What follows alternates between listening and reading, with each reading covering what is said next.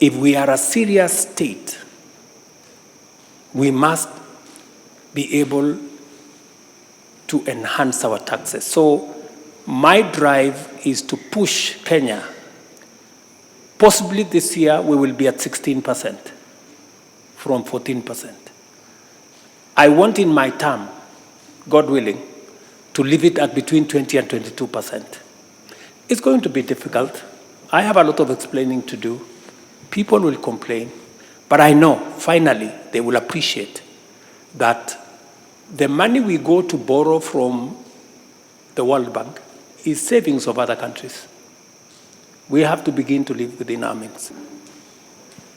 If we look at our peers, and you know, Kenyans have been socialized to believe that they pay the highest taxes.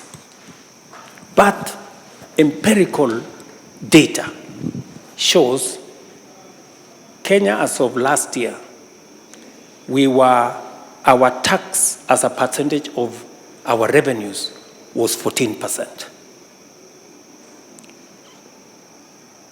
Our peers in the continent is on average between 22 and 25%, which means we are way below, our taxes are way below those of our peers, you know. And I'm not comparing ourselves with OECD countries. You know, countries like France are at 45%.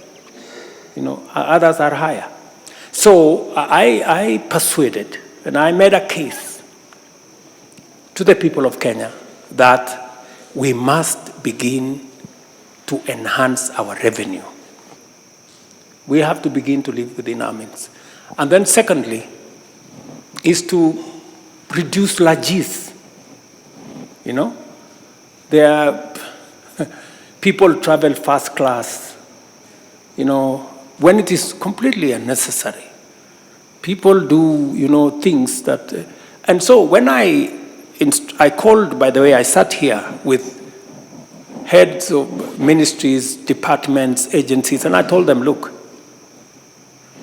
from our data, we can do with 30% less of our recurrent expenditure. And you know what?